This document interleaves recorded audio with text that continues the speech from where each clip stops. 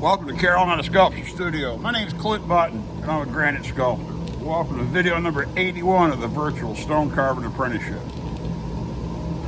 Alright, while we're working on this scotia, I'm going to try to do an uncut, unedited, start to finish section of this to show y'all how I hold the tools, which tools I use, how fast it progresses. Like I said before, I'm not into time-lapse and gimmicky, fun, cartoonish editing, because this is not a game. I'm not playing around. I'm not going to pretend I can just and bam, it's done.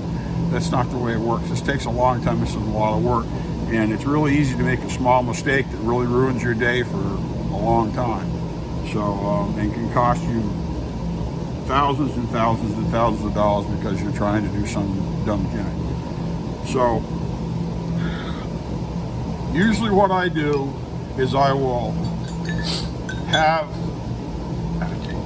around, usually around half a dozen tools that I'm using at any given point. And there's right now, I guess there's 1, 2, 3, 4, 5, 6, 7. There's 7 here that I'm using. I'm not doing a whole lot with the 2-blade, and I'm not doing a whole lot with this little ripper that I made, just because I don't need to. Most of this work I'm doing with the 9-point and with a round chisel and a straight chisel, and then a wide scraper, flat scraper, straight scraper, and a curve scraper. That's what I'm doing the majority of this work with. I'm using a 3/4 inch hand machine. Simply because, I could use a 1 inch and it would dig a little bit faster, but if I pop a hole, I ain't saved any time. So I'm going to slow down just a little bit, use this other machine. I went ahead, and what I'm doing is I'm taking my small side grinder, okay, and I'm just laying in a bunch of relief cuts so I can break them off. Now, you got to be careful breaking this at the top. I went through this with the round chisel, and I cut these out from the bottom. When I got up here, I pushed down really careful to try to leave little tops on these, because if you dig on this, it's apt to dig and it'll dish and it'll wreck your face. You got to fix that whole face, or put a big bevel on it and tell, oh yeah, I was meant to put a bevel, when you're actually just trying to hide a chip. So this will take a while. It won't be a 2-minute video to watch. I'm going to try to do it start to finish. This is about how much work I'll do. I may have to sharpen a chisel along the way, but just sharpen these. This should be okay. By the time I use these 4 of them and my 9-point to rough this out, I should be okay. And if I have to sharpen them, I'll just step over the sharpener. I'll leave the video running. But like I said before, what I like to do when I'm doing something like this, where I've got,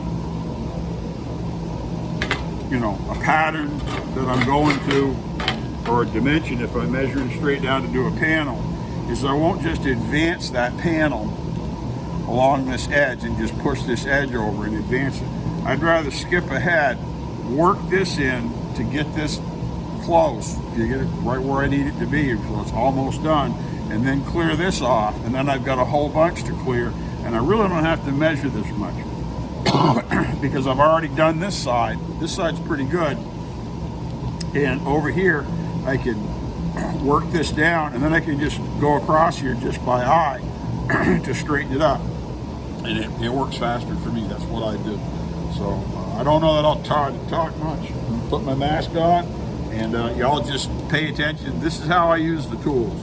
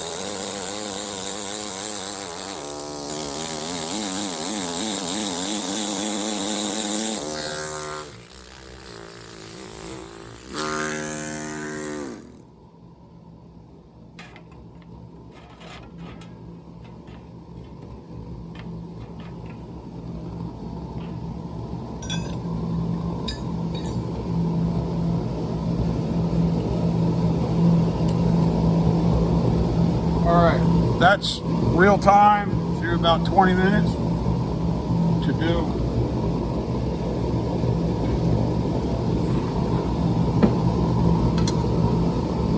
Four inches. It's important to get into a pattern and a rhythm of what you're doing. I keep saying that. You know, I work this in, cut this edge.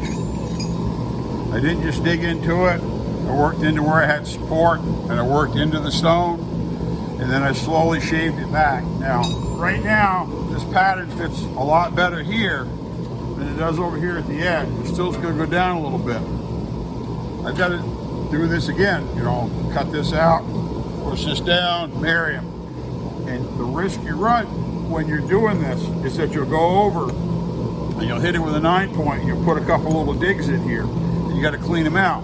So if I've got a little bit of extra material right here in this last half inch, that's exactly what I've got, because it's up by about a 1/16 of an inch. That means that I can scrape this to overlap them so I don't have a real obvious line, because you'll see witness, and it's not ideal. Now, this won't be as easy to see in some ways because of how it's going to be oriented, because this will be, you know, rotated 90 degrees out, and this will be facing up. So you'll be looking straight down on it, and that's not as obvious to see discrepancies, but you still have to get it pretty straight. But I use my curve scraper in the cove position to do diagonals, to create lines that I can then scrape off with my wide scraper, because I can scrape the top of those lines off to make it really smooth. When I have a little bit of a rise and I've got enough material, I can stun it with a 9-point to create a bunch of random high points that I can then either scrape off. Probably better, it's best with this. If you do with a cove, with a round scraper, it'll tend to dig more, and you'll have to work harder to scrape it up. You got to learn to cut your edges. You know, this whole exercise is really important going into the big stone, because we've got to cut a big stone in that stone with all the straight edges and everything. We've got to cut the background and make the, you know, the background square. We've got to cut the entire rear face of that die. That's going to be, you know, several inches into the stone. We got to cut all that stone off, and then we got to axe it, and we got to have it be plumb and flat so that it actually looks like a stone and it's not all wonky and crooked. And we're not just going to sandblast it and get it kind of close and then hope nobody actually looks at it. And then the whole back behind the angel, you know, it's going to be 6 feet tall. It's all going to be hand axed. So there's a lot to cut on this big stone. It's just a direct transfer of doing what we're doing here. So I wanted to make sure. It's a lot of times it's hard for me to get good video of me actually working on the tools, because the tools, the light is difficult. You know, the light's kind of good right now where I got light on and I can see, and we've got the camera set to where y'all aren't blinded from it. So hopefully this is educational. If you're working on something while you're waiting on more exciting things from this, working on the scotia. I did another short video the other day just for fun, a little ASMR thing, and I thought, you know, after doing that, where there was no talking, I didn't explain it, those people, a lot of people watching that probably aren't stone carvers. Y'all are. So that's the progress of how I use the tools. Now I got to sharpen everything. They're not rounded off dull, but they're not sharp like they were. So now I got to go sharpen them again, because this is important. This is finished work. This is the end result. They've got to be nice and sharp, and it's going to eat up tools. So that's about it. I'll keep working. You know, 20 minutes for 4 inches. You know, that means it goes about a foot an hour, which a foot an hour is pretty much, you know, for doing this type of stuff. That's pretty good. So. And to get it nice and accurate. So, and then we still, after we polish this top, we still got to trim this top a little bit off. We'll tip this edge. We've got to marry this all the way around. I will also say, this is more of a gauge to have something be consistent than an absolute. I want it to be really close, and I want it to be really consistent, because I cut this whole face by hand, so it's probably going to have a little bit up and down, you know, unless I've lapped it with, the right equipment. So I want to make sure that this is pretty consistent. But if there's a tiny bit of variation, it's not going to be the end of the world, because there's probably a tiny bit of variation in this. And if you look down at the right way, you can see it. We'll wrap this one take video up. My name's Clint Button. I'm a granite sculptor here at Carolina Sculpture Studio with the Virtual Stone Carving Apprenticeship. Thanks for coming in.